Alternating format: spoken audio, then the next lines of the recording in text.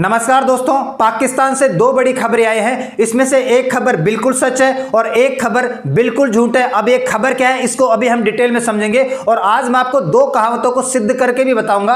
आपने दो कहावतें सुनी होगी। एक कहावत आपने सुनी होगी कि एक झूठ को छुपाने के लिए 100 झूठ बोलने पड़ते हैं, वो मैं आपको सिद्ध करके बताऊंगा। और एक और कहावत आपने सुनी होगी, मुंगेरी लाल के हसीन सपने। जो मुंगेरी लाल था वो हसीन सपने देखता था और मिलता उसको कुछ भी नहीं था, केवल सपनों में ये सोचता था। दो कहावतों को मैं पाकिस्तान को लेकर आपको सिद्ध करने का प्रयास करूंगा। और ये दोनों खबरें पाकिस्तान से आई क्या है, पहली बार हिस्ट्री के अंदर, इतिहास में पाकिस्तान की आर्मी ने इस बात को माना है, एक्सेप्ट किया है कि जो कारगिल युद्ध हुआ था, कारगिल की लड़ाई हुई थी ना, वो लड़ाई पाकिस्तान की आर्मी ने की थी, पाकिस्तान की सेना ने की थी। पाकिस्तान ने हमेशा ही इस बात से डिनाई किया है, मना किया है कि कारगिल वार के अंदर पाकिस्तान की सेना शामिल नहीं थी, पाकिस्तान की सेना ने लड़ाई लड़ ली है, यह आतंकवादी ग्रुप के द्वारा किया गया एक ऑपरेशन था। लेकिन पहली बार आर्मी के द्वारा एक्सेप्ट किया गया है। वर्तमान में जो पाकिस्तान की आर्मी के जो आर्मी जनरल है असीम मुनीर, उनके द्वारा एक्सेप्ट किया गया कि पाकिस्तान की आर्मी ने लड़ाई लड़ी थी और पाकिस्तान की आर्मी कारगिल वार के अंदर इन्वॉल्व थी। पहली तो न्यूज ये है और ये वाली न्यूज बिल्कुल सच है। दूसरा है ब्लू वाटर इकोनॉमी। पाकिस्तान के अंदर अभी अभी पता चला 2-3 दिन पहले, पाकिस्तान की सरकार ने इस बात का दावा किया कि पाकिस्तान के अंदर ऑयल और गैस की रिजर्व मिले हैं, बहुत बड़े भंडार मिले हैं। और ये इतना बड़ा रिजर्व मिला है, इतना बड़ा भंडार मिला है कि इससे पाकिस्तान की तकदीर बदल जाएगी, पाकिस्तान की डेस्टिनी चेंज हो जाएगी। पाकिस्तान के जो इस वक्त खस्ता हालात है, महंगाई है, इन्फ्लेशन है, बाहर से इन्वेस्टमेंट जीरो है, वो सारी के सारी जो प्रॉब्लम्स है वो दूर हो जाएगी। तो इसमें से पहली वाली न्यूज क्या है, सच है, और दूसरी वाली न्यूज क्या है, झूठ है। सबसे पहले पहली वाली न्यूज को समझते हैं। मैंने इसके ऊपर वीडियो भी बना रखा है थोड़ी दिन पहले, अभी मई के महीने में, मई 2024 में, उस वक्त के 1999 में पाकिस्तान के जो प्राइम मिनिस्टर हुआ करते थे, यानी नवाज शरीफ, हमारे जो प्राइम मिनिस्टर उस टाइम पे थे वो अटल बिहारी वाजपेयी साहब थे और पाकिस्तान के जो प्राइम मिनिस्टर हुआ करते थे वो नवाज शरीफ हुआ करते थे। नवाज शरीफ ने भी अभी मई 2024 में इस बात को स्वीकार किया है, एडमिट किया है कि Kargil war it was our fault. Kargil war जो हुआ था, कारगिल जो लड़ाई हुई थी 1999 में, कारगिल पहाड़ी के ऊपर जो कब्जा किया गया था, वो पाकिस्तान की गलती थी, पाकिस्तान की सेना की गलती थी। पाकिस्तान के जो उस वक्त के आर्मी चीफ हुआ करते थे परवेज मुशर्रफ ने पीठ पीछे हरकत की है और पाकिस्तान ने ही लाहौर समझौते का उल्लंघन किया है, लाहौर एग्रीमेंट को वायलेट किया है। 25 years after Kargil war, Nawaz Sharif admit to Pakistan violated Lahore agreement. आप सभी को पता है कि लाहौर एग्रीमेंट 21 फरवरी 1999 को लाहौर एग्रीमेंट हुआ था। किस बात को लेकर? क्योंकि 1998 के अंदर भारत और पाकिस्तान दोनों ने ही परमाणु परीक्षण किया था। 11 मई 1998 को हमने 3 बम फोड़े और 13 मई 1998 को हमने 2 बम फोड़े। तो 11 मई और 13 मई को 1998 में भारत ने एक परमाणु परीक्षण करके बताया और 28 मई 1998 को इसी महीने के अंदर पाकिस्तान ने भी परमाणु परीक्षण किया था, न्यूक्लियर टेस्ट किया था। इस रीजन में आग जैसी जलने लगी थी। दोनों दुश्मन देशों के पास न्यूक्लियर पावर आ गई है, तो पूरी दुनिया से दबाव यह बना कि दोनों को समझौता करना होगा। लड़ाई में या युद्ध में आप परमाणु शक्ति का प्रयोग नहीं करोगे। तो भारत के प्रधानमंत्री पाकिस्तान जाते हैं और भारत के प्रधानमंत्री पाकिस्तान जाकर 21 फरवरी 1999 को लाहौर समझौता करके आते हैं, लाहौर डिक्लेरेशन करके आते हैं कि हम जब युद्ध लड़ेंगे तो परमाणु शक्ति का, न्यूक्लियर पावर का यूज नहीं करेंगे, इस बात से बचेंगे और आपस में लड़ाई झगड़ा नहीं करेंगे, एक दूसरे की बाउंड्री का ख्याल करेंगे, आपस में वायलेशन नहीं करेंगे। और उसी बात का फायदा उठाया उस वक्त के जब भारत के प्रधानमंत्री और पाकिस्तान के प्रधानमंत्री लाहौर समझौता कर रहे थे। उसी टाइम पे पाकिस्तान के जो आर्मी जनरल थे परवेज मुशर्रफ, वो पाकिस्तान के प्रधानमंत्री की पीठ के पीछे, भारत के प्रधानमंत्री की पीठ के पीछे, पाकिस्तान की जनता के पीठ के पीछे और भारत की जनता के पीठ के पीछे छुरा घोंप रहे थे। मतलब यहां पे दोनों प्रधानमंत्री समझौता कर रहे हैं और वहां पर पाकिस्तान के जो उस वक्त के आर्मी जनरल हुआ करते थे परवेज मुशर्रफ, वो कारगिल पहाड़ी के ऊपर चढ़ाई कर रहे हैं। तो अभी मई 2024 में उस वक्त के प्रधानमंत्री ने एक्सेप्ट किया कि कारगिल वार हमने शुरू किया था, कारगिल वॉर जो हुआ था, कारगिल लड़ाई हुई थी, वो हमारी गलती थी और हमने ही लाहौर एग्रीमेंट का उल्लंघन किया था। और अभी तो जो पाकिस्तान के आर्मी चीफ है ना, उन्होंने इस बात को एडमिट किया। लेकिन मैं आपको ये बता दूं कि सालों दर सालों 1999 को 25 साल गुजरे हैं, लेकिन पाकिस्तान ने कभी इस बात को स्वीकार नहीं किया है अपने मुंह से। इससे पहले, अभी तो खैर कर रहे हैं, अब पता नहीं है क्यों कर रहे हैं, भगवान ही जाने, लेकिन पहले से इतने सालों से इन्होंने बिल्कुल भी स्वीकार नहीं किया। इन्होंने ऐसा कहा था कि जो कारगिल की लड़ाई हुई थी, कारगिल का जो युद्ध हुआ था ना, उस युद्ध में पाकिस्तान की सेना इन्वॉल्व नहीं थी, वो लड़ाई पाकिस्तान की सेना ने नहीं लड़ी थी, वो तो जम्मू कश्मीर के कुछ फ्रीडम फाइटर्स फाइटर्स और मुजाहिदीन ग्रुप थे, उन्होंने कारगिल की पहाड़ी के ऊपर चढ़ाई की थी। तो शुरुआत से ही पाकिस्तान ने ऐसा परसेप्शन बनाया है इंटरनेशनल प्लेटफॉर्म पर हर जगह कि जो कारगिल की लड़ाई हुई उसके अंदर पाकिस्तान के सेना का कोई हाथ नहीं था, पाकिस्तान की सरकार का कोई हाथ नहीं था। ये जो 1999 में कारगिल वार हुआ था वो तो जम्मू कश्मीर के कुछ फ्रीडम फाइटर्स ने और मुजाहिदीन ग्रुप्स ने ये हरकतें की थी। और जो ट्राइबल लीडर्स हुआ करते थे उस वक्त के, जो जम्मू कश्मीर के जो जनजाति समूह के बड़े बड़े आतंकवादी ग्रुप के लीडर हुआ करते थे, इन लोगों ने कारगिल की पहाड़ी पर चढ़ाई की थी। हम तो केवल पेट्रोलिंग कर रहे थे, इस बात का ध्यान रख रहे थे। तो शुरुआत से पाकिस्तान ऐसा परसेप्शन बना रहा है। और मैं आपको ये बता दूं कि मार्च 1999 में उस वक्त के जो 4 स्टार जनरल थे पाकिस्तान के, परवेज मुशर्रफ, उन्होंने कारगिल पहाड़ी पर क्या किया था, चढ़ाई करवा दी थी, सेना भेजती थी। और अभी मैं आपको थोड़ा बैकग्राउंड बता रहा था कि जब दोनों देशों के प्रधानमंत्री हाथ मिला रहे थे, समझौता कर रहे थे कि लड़ाई झगड़ा वगैरह कुछ नहीं करेंगे, परमाणु शक्ति का यूज नहीं करेंगे, उसी वक्त में परवेज मुशर्रफ ने ऐसी हरकत की थी। और इंडियन आर्मी ने ऑपरेशन विजय चलाया था, ठीक है, मई 1999 में। और 26 जुलाई 1999 को युद्ध एंड हो जाता है। हमें बहुत दिक्कतों का सामना करना पड़ा, हमारी एयरफोर्स ने काफी कोशिश की, क्योंकि ऊंची पहाड़ियां, ऊंची चोटियां, ऊंची सारी की सारी पोस्ट के ऊपर पाकिस्तान की आर्मी का कब्जा हो गया।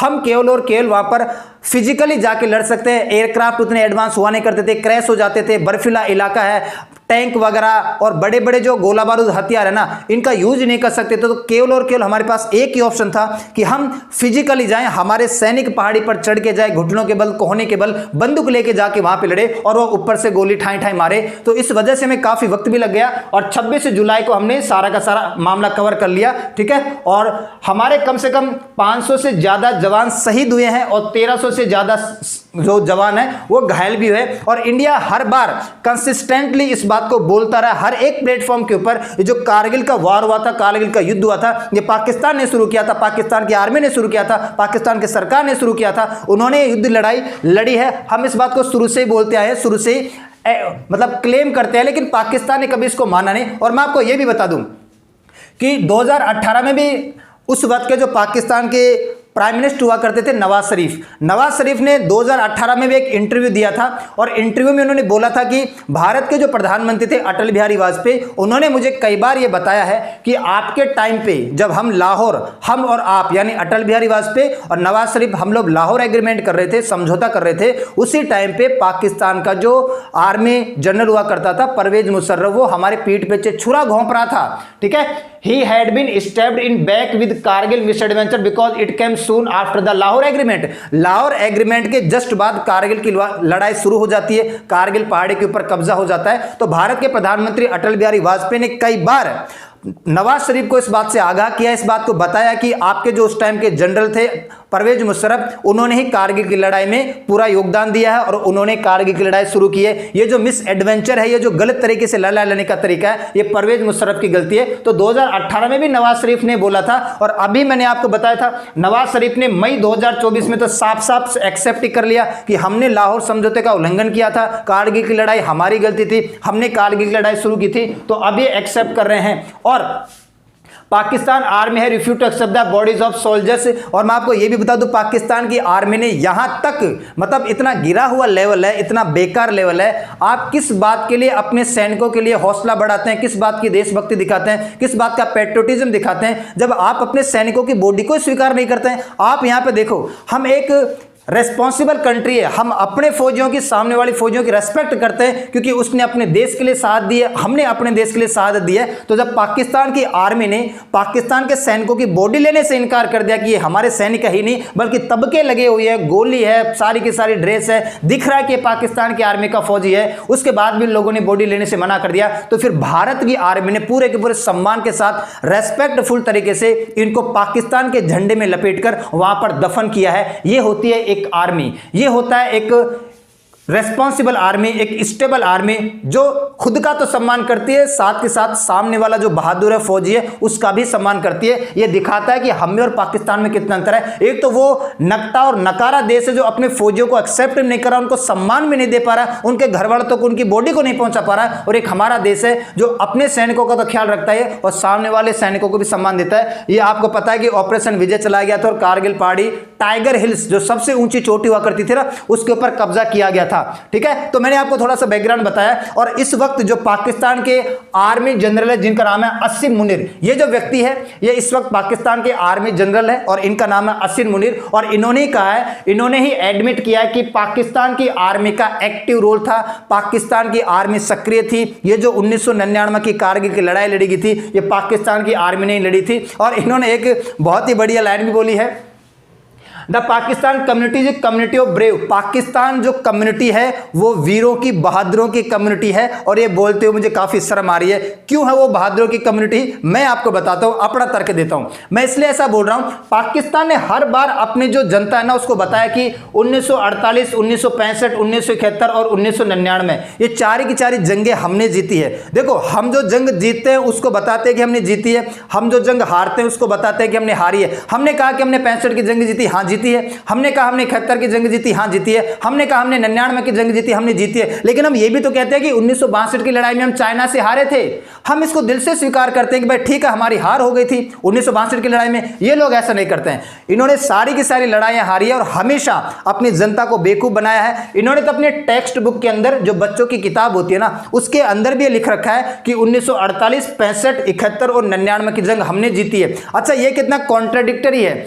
एक में तो ये लोग पिछले 25 सालों से इस बात को एक्सेप्ट ही नहीं कर रहे थे कि भाई कारगिल का जो युद्ध हुआ था वो कारगिल के युद्ध के अंदर पाकिस्तान की सेना इन्वॉल्व हुई थी, पाकिस्तान की सेना ने वो कार्रवाई नहीं की थी। और एक तरफ ये टेक्स्ट बुक में लिखवा देते कि भाई 1999 में कारगिल की लड़ाई हमने जीती है। जब तुम शामिल ही नहीं थे, तुमने लड़ाई नहीं लड़ी, सेना ने लड़ाई नहीं लड़ी, तो तुम ये कैसे लिखवा सकते हो टेक्स्ट बुक के अंदर कि हमने 1999 की लड़ाई जीती है। अगर तुम टेक्स्ट बुक में लिखवा रहे कि 1999 की लड़ाई जीती है, इसका मतलब यह है कि तुम 1999 की लड़ाई में शामिल थे, तुम्हारी आर्मी ने ही ये लड़ाई लड़ी थी। इससे कॉन्ट्राडिक्टरी होता है। एक तरफ आप ये कहते हो कि हमने लड़ाई नहीं लड़ी, हमारी सेना शामिल नहीं थी, और एक तरफ आप अपनी टेक्स्ट बुक के अंदर बच्चों की किताबों में ये छपवाते हो कि 1999 की लड़ाई हमने जीती थी, हमारी सेना ने जीती थी। मतलब ये बात कुछ मैच नहीं हुई, और मैच ना हो उसी का नाम पाकिस्तान है। ठीक है, तो उन्होंने कहा पाकिस्तान की जो कम्युनिटी है ना वो बहादुर कम्युनिटी है, और उन्होंने इंपोर्टेंस को समझाया। ठीक है, कि उन्होंने अपने देश के लिए, और सबसे बड़ी बात है इस्लाम के लिए, वो एक किसको, कॉमेमोरेट डिफेंस डे को संबोधित कर रहे थे। अभी पाकिस्तान में डिफेंस डे होगा कोई उनका, उसको संबोधित कर रहे थे। और उसी दौरान उन्होंने भाषा बोली है कि चाहे वो 1998 48 की लड़ाई हो, 65 की लड़ाई हो, 71 की लड़ाई हो, चाहे वो 1999 की लड़ाई हो, हमने और हमारे सैनिकों ने अपनी शहादत दी है इस देश के लिए और इस्लाम के लिए। चलो देश तक तो ठीक है, इस्लाम बीच में कहां से आ गया।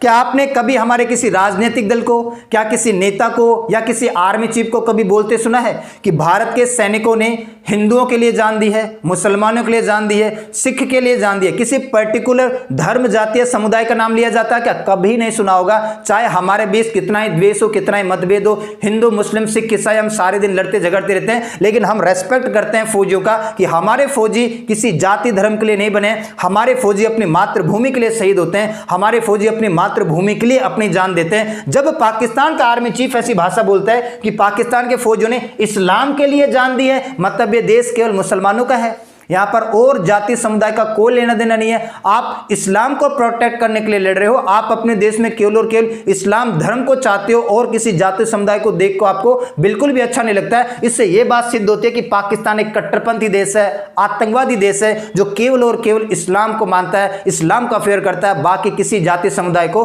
वो बिल्कुल भी फूटी आंख से भी नहीं देखना चाहता है। इस बात को सिद्ध करता है, आप देख लो। ठीक है, तो यही बोला गया कि भाई हमने चारों के चारों युद्ध जो लड़े हैं उसमें हमारे फौजियों ने देश के लिए और इस्लाम के लिए शहादत दी। तो अब तो पाकिस्तान की आर्मी ने भी एक्सेप्ट कर लिया कि 1999 की लड़ाई के अंदर पाकिस्तान की आर्मी का हाथ था, पाकिस्तान की आर्मी ने ये लड़ाई लड़ी थी। और मैं इसलिए बोल रहा था, ये पहली कहावत इसके लिए सिद्ध होती है कि एक झूठ को छुपाने के लिए 100 झूठ बोलने पड़ते हैं। पता नहीं पाकिस्तान ने पहले क्या क्या बोल रखा, अब इनको नहीं पता कि हमारे पुराने नेता ने क्या भाषण दिया था, हमारे पुराने आर्मी चीफ ने क्या भाषण दिया था। इन्होंने तो बोल दिया कि पाकिस्तान इन्वॉल्वमेंट थी 1999 की लड़ाई में। मतलब जब आप सच बोलते हैं, एक बार आपने सच बोल दिया तो हमेशा आप सच बोलोगे तो लाइन मैच होती रहेगी, लेकिन बार बार आप एक झूठ को छुपाने के लिए बार बार झूठ बोल रहे हो ना, तो कहीं ना कहीं आपका झूठ कभी ना कभी पकड़ा जाता है। तो अब तो इंटरनेशनल प्लेटफॉर्म के ऊपर पाकिस्तान की फजीयत होने वाली है। हम पाकिस्तान को वहां पर कटघरे में खड़ा करेंगे कि आप देख लो, पाकिस्तान के आर्मी चीफ ने भी अब तो ये बोल दिया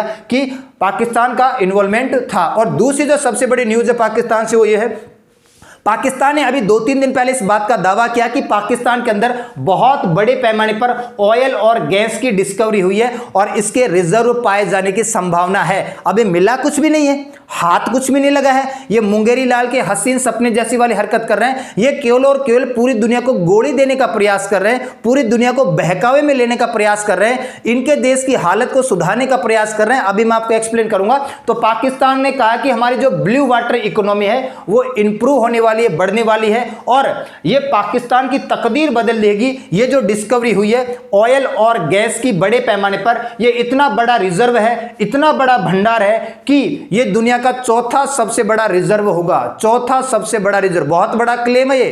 पहला, दूसरा, 10वां, 11वां नहीं, दुनिया का चौथा बड़ा सबसे रिजर्व हो सकता है अगर ये डिस्कवरी हो गई तो। अभी मैं आपको बता दूं कि किस जगह मिला है, कहां मिला है, कितना मिला है, क्या मिला है। अभी केवल आशंका जताई जा रही है कि इतना बड़ा रिजर्व है कि दुनिया का चौथा सबसे बड़ा गैस एंड ऑयल का रिजर्व ये होगा। मैं आपको ये बता देता हूं इस बात को लेकर कि दुनिया में सबसे ज्यादा रिजर्व वाले कंट्री कौन कौन से हैं। सबसे ज्यादा जो ऑयल और गैस का रिजर्व पाया जाता है वो वेनेजुएला में पाया जाता है, 3,04,000 मिलियंस ऑफ बैरल। वेनेजुएला के बाद सऊदी अरेबिया का नंबर आता है 2,59,000 मिलियंस बैरल। फिर आप ईरान को देखो, Canada, Iraq, Kuwait, United Arab अमीरात, रशिया, लीबिया वगैरह, ये वो देश है जिनके पास सबसे ज्यादा ऑयल रिजर्व पाया जाता है। और पाकिस्तान ने यह कहा कि वेनेजुएला, ठीक है, इसके अलावा सऊदी अरेबिया, ईरान, कनाडा और इराक, इनके बाद पाकिस्तान में दुनिया का सबसे बड़ा ऑयल रिजर्व पाया जाएगा। और मैं आपको यह बता देता हूं, दुनिया में सबसे ज्यादा ऑयल रिजर्व का जो दावा करता है ना वो अमेरिका करता है। अमेरिका क्या कहता है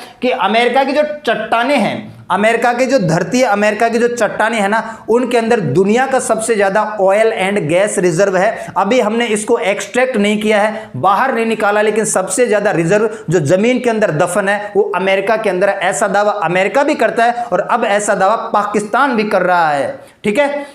और इसी के बीच में एक बात और सामने निकल के आती है कि इसकी वजह से पाकिस्तान में $5 बिलियन का इन्वेस्टमेंट बढ़ेगा। बाहर से लोग आएंगे, इन्वेस्टमेंट करेंगे, ऑयल को, क्रूड ऑयल को बाहर निकालने के लिए, ड्रिल करने के लिए, है ना, यहां पर ऑयल रिफाइनरी लगाने के लिए, ये सब करने के लिए बाहर से 5 बिलियन के आसपास इन्वेस्टमेंट आएगा। और अब मैं एक कहावत सिद्ध करता हूं कि मुंगेरी लाल के हसीन सपने क्यों है, जो पाकिस्तान ने दावा किया है। अभी 2018 की बात है।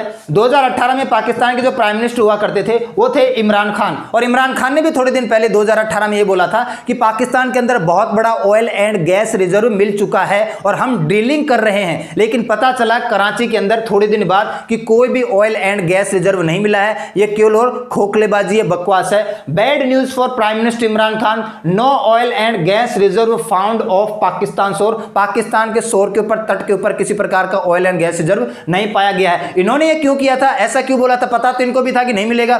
इनके करने के पीछे रीजन था कि पाकिस्तान में महंगाई है, इन्फ्लेशन है और बड़े पैमाने पर यहां पर गुर्बत बनी हुई है और यहां पर निवेश या इन्वेस्टमेंट ना के बराबर है। जिस देश में इन्फ्लेशन, महंगाई बहुत ज्यादा होती है, अनस्टेबल होता है, इकोनॉमी तबाह के कगार पर होती है, वहां से बाहर से निवेश या इन्वेस्टमेंट नहीं होता। और बाहर से जब निवेश या इन्वेस्टमेंट नहीं होता तो आपकी इकोनॉमी आगे बढ़ती नहीं है। आपकी इकोनॉमी को पैसा लगाने के लिए तैयार नहीं होता तो लोगों को बुलाने के लिए, बहकाने के लिए, ललचाने के लिए पाकिस्तान के भूतपूर्व प्राइम मिनिस्टर इमरान खान ने भी ये न्यूज उड़ाई थी कि पाकिस्तान के अंदर ऑयल और गैस का रिजर्व मिल चुका है, बाद में कुछ भी नहीं मिला। और अभी 2024 के अंदर 7 जुलाई 2024 को, एक महीने पहले की बात है, इस वक्त के जो पाकिस्तान के प्रधानमंत्री है शहबाज शरीफ ने भी ये कहा $5 billion investment pledged for oil.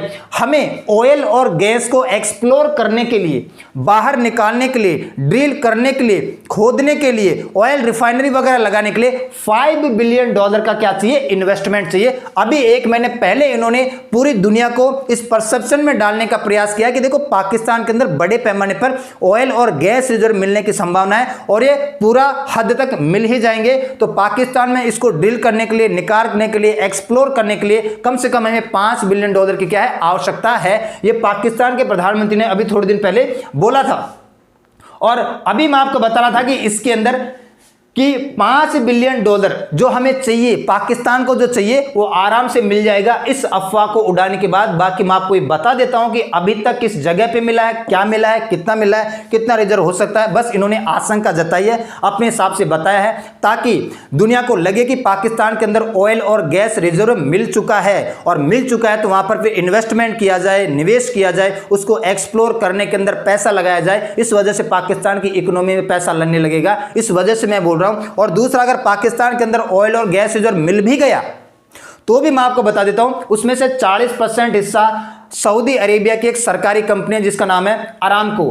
Aramco completes buy of 40% stake in gas and oil in Pakistan. Pakistan का जो ऑयल एंड गैस है इसके अंदर सऊदी अरेबिया की अरामको नाम की कंपनी ने 40% हिस्सा ले लिया। तो अगर मिल भी जाता है तो उसमें 40% हिस्सा सऊदी अरेबिया की कंपनी ने पहले ही दाव खेल लिया है। अगर मिल जाएगा तो 40% हिस्सा उसके पास जाएगा, मतलब 40% कमाई उसके पास जाएगी सीधा सीधा। तो कहने का मतलब यह कि पाकिस्तान अभी मुंगेरी लाल के हसीन सपने देख रहा है। ये कहावत मैं इसलिए बोल रहा हूं क्योंकि पाकिस्तान ने भी दावा किया है, मिला कुछ भी नहीं है और कोई आधार भी नहीं है। पाकिस्तान के दावे हमेशा खोखले होते हैं, झूठे होते हैं, ये हम देखते आते हैं। दोनों न्यूज पाकिस्तान से, एक सच है कि कारगिल लड़ाई के अंदर पाकिस्तान की आर्मी इन्वॉल्व थी, एक झूठ है कि पाकिस्तान के अंदर ऑयल एंड गैस रिजर्व मिला है। ये अफवाह कई बार पाकिस्तान ने अपनी इकोनॉमी को बचाने के लिए, इन्वेस्टमेंट को बढ़ाने के लिए उड़ाई है। $5 बिलियन का इनको इन्वेस्टमेंट चाहिए, इस वजह से फिर इन्होंने न्यूज उड़ाई है। तो ये देखने को मिलेगा कि मिला है या नहीं मिला। हो सकता है मिल भी जाए, मैं ये नहीं कह रहा, लेकिन अभी तो मुझे ऐसा जो लग रहा है वो ये है कि ये